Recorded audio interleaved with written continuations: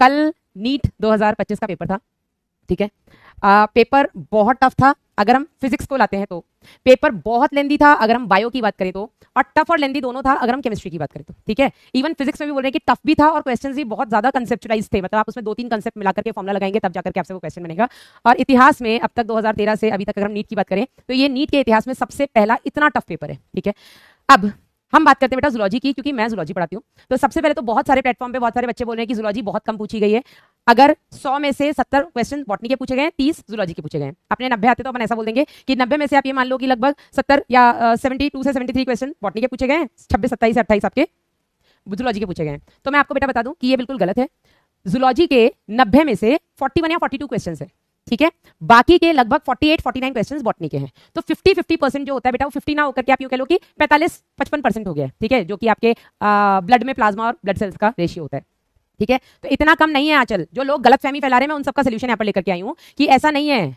30 question नहीं आए zoology के 41 से 42 क्वेश्चन आए हैं। एनटीए ने बदला नहीं लिया है प्रज्ञा, एनटीए ने लेवल को बढ़ाया है, ठीक है ना, एनटीए ने लेवल को बढ़ाया है। हालांकि बच्चों के लिए बहुत गलत हुआ, एकदम से झटका लगा बच्चों को, लेकिन बेटा कहीं ना कहीं जो अब तक नंबर बट रहे थे, हम ये कह लेंगे कि एक ही नंबर पे पिछली साल के अगर मैं रिजल्ट सेलिब्रेशन की बात करूं तो 700 से लेकर के 720 नंबर, समझ लो 20 नंबर में सैकड़ों बच्चों का नाम था, सैकड़ों रैंक आ गई थी 20 नंबर में। इस साल ऐसा नहीं होगा, इस साल वो होगा जो होना चाहिए। मैम कुछ गलत नहीं किया एनटीए ने। देखो एनटीए ने गलत ऐसे किया है कि एनटीए ने एकदम से बहुत हार्ड पेपर दे दिया। धीरे धीरे एनटीए अपने पेपर का लेवल बढ़ाता तो समझ में आता। ये जो अचानक से लेवल बढ़ा, ये कहीं ना कहीं इसके लिए टीचर्स प्रिपेयर नहीं थे, स्पेशली फिजिक्स में, है ना, क्योंकि फिजिक्स में ये जेई मेन से ऊपर लेवल का बोल रहे हैं कि पेपर आ गया है। और कोई बात नहीं है, लेकिन देखो जो हो गया सो हो गया, you can not change that. इस साल तो आप कोर्ट भी नहीं जा सकते कि इतना टफ पेपर क्यों दे दिया, क्योंकि भाई कॉम्पिटिटिव एग्जाम में टफ आ गया तो आ गया। हम बोलेंगे ना किस्मत खराब होना, इसी को बोलते हैं, ठीक है। कोर्ट हम जा नहीं सकते, हम क्या कर सकते हैं, हम अगले साल के लिए अपनी पीठ मजबूत कर सकते हैं, ठीक है, अपने कंसेप्ट्स मजबूत कर सकते हैं। अब हम बात करते हैं बेटा जूलॉजी की। तो पहली चीज जो मैंने आपको बताई कि 45 क्वेश्चन ना करके जूलॉजी के 41 से 42 क्वेश्चन आए। दूसरी चीज बेटा मैं आपको बता दूं, ये पहली बार नहीं हुआ है कि जूलॉजी के क्वेश्चन कम बॉटनी के ज्यादा है। हर साल ऐसा होता आ रहा है भाई, हर साल ऐसा होता आया है। हाँ, हमेशा ये होता है कि जूलॉजी अलग होता है, बॉटनी अलग होता है। इस साल जूलॉजी बॉटनी मिक्स था, और मैं आपको बता दूं बेटा पहले भी जूलॉजी बॉटनी मिक्स ही होता था। ये कुछ ही सालों से ट्रेंड आया था कि जूलॉजी अलग जाएगा, बॉटनी अलग जाएगा। और जब ये जूलॉजी बॉटनी अलग होता था तब भी जूलॉजी में बहुत सारे बॉटनी के और बॉटनी सेक्शन में बहुत सारे जूलॉजी के क्वेश्चंस आ जाते थे। कुछ भी यहाँ पर ऐसा नहीं हुआ है जिसको लेकर के बच्चा पैनिक हो। और एक बात बेटा मैं आपको बता दूं कि जूलॉजी में जो हम क्वेश्चन का वेटेज लेकर के चलते हैं कि इस चैप्टर से, जो हम चैप्टर का वेटेज लेकर चलते हैं कि इस चैप्टर से इतने क्वेश्चन आएंगे, इस वाले चैप्टर से इतने क्वेश्चन आते रहे हैं, है ना, तो इस साल वो भी पूरा हिल गया है। बहुत सारे ऐसे चैप्टर्स थे जहां से क्वेश्चन आए ही नहीं, ठीक है। तो बहुत सारी ऐसी चीजें थी जो इस बार नई देखने को मिली, पैटर्न में बहुत सारे बदलाव देखने को मिले। लेकिन मैं फिर एक बात बोलूंगी, जूलॉजी में आउट ऑफ एनसीईआरटी कुछ नहीं आया, ठीक है। जूलॉजी में ऐसा कुछ नहीं आया जो नहीं पढ़ाया गया, सब कुछ वही आया जो पढ़ाया गया, ठीक है। और ये कल मैंने वहां सोल्यूशन के टाइम पे भी बताया।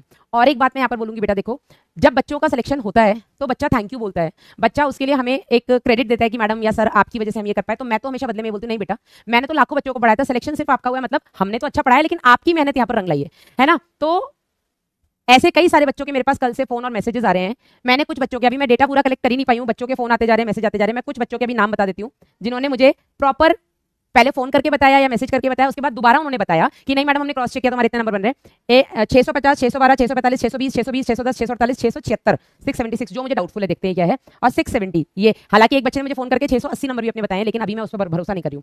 एक बच्चे ने 615 बताए हैं। इसके अलावा बेटा 500 से लेकर के 590, 600 तक के इतने बच्चे हैं इस बार। और मैं बता रही हूँ कट ऑफ कम से कम 70 से 80 नंबर नीचे जाएगा इस साल।